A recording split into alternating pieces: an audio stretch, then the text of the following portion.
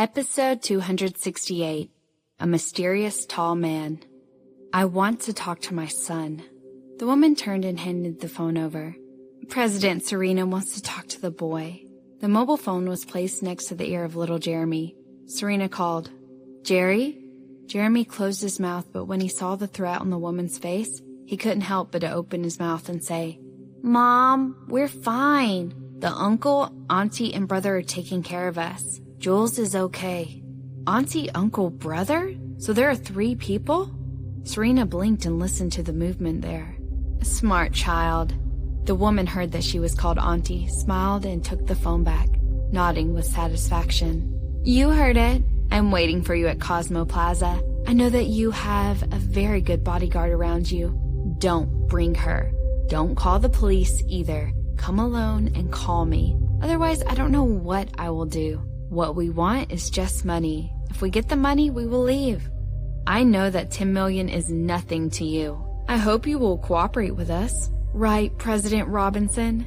After that, she hung up the phone. Serena lowered her eyes and sent this number to her text chat with Drake Howard.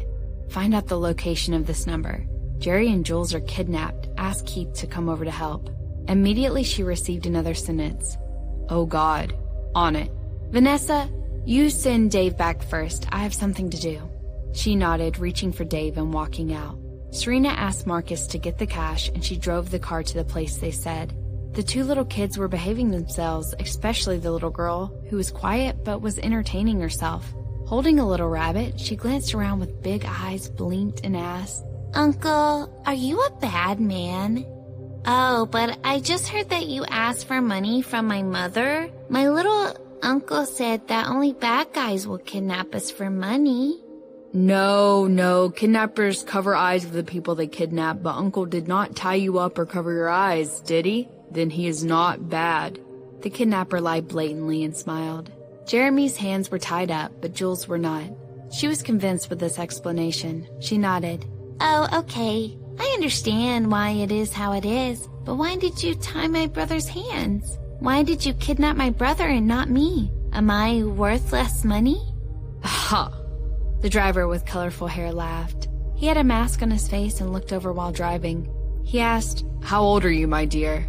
3.5 years old. Her crisp voice sounded contented. "Mom said when we have our 4th birthday, we can visit Singapore. It will be a lot of fun." Jeremy leaned on the back of the seat, feeling hopeless and saying, "Idiot, that is in Singapore." Jules was a little angry and she said, "Big brother is a bad guy. It's Singapore. He remembered the name wrong and called me an idiot. Little bunny, bite him, bite him." She put the bunny next to the hand of Jeremy. The bunny sniffed and turned its head away. "Ha ha ha, this little sister is so much fun." The car entered the parking lot. The driver laughed and found himself somewhere to park.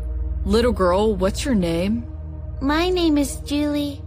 Before she finished, the mobile phone rang. The woman smiled happily, opened the door, and got out of the car. "Hey, have you arrived? Where are you?" "Wait for me at the hot dog shop on the 3rd floor. I'll be there in a second." Hanging up the phone, the woman turned her head. "Be sure to look after them. When the money is ready, we can walk away." "Go," the driver rushed her. "Be quick." The woman quickly walked away. The 2 men were talking to Julianne, but she wanted to play with the bunny and didn't bother to answer them. The 2 men simply smoked in the car. Suddenly, there was a tall man coming over who was at least 6 feet tall, who was wearing a dark gray, tight-fitting short-sleeved t-shirt. There was not even a logo on the shirt, but it showed off his muscles clearly. Wearing a cap, a pair of large sunglasses, and a pair of casual jeans and white sneakers, he looked simple but extraordinary, outstanding and handsome. "Man, how can this world be so unfair? You can tell that man is a handsome guy without looking at his face."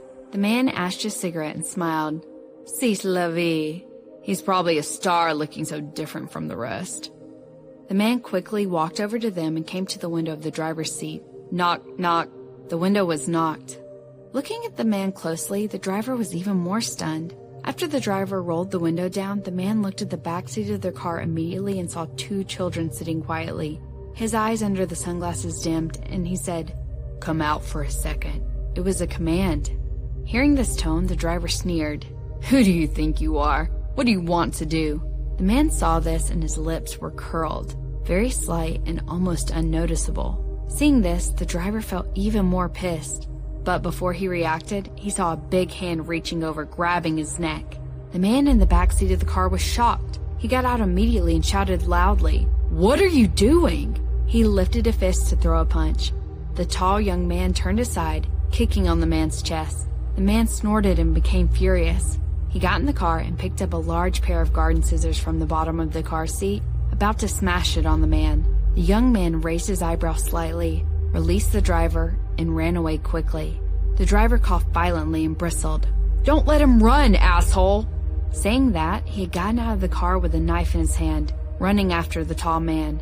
The tall man just ran for more than a dozen feet before he stopped and challenged them in a provocative manner.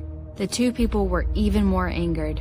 They went up at the same time. The uncle smashed the big scissors at him, and the driver was swinging the knife. Wow, brother, look at Uncle's fighting.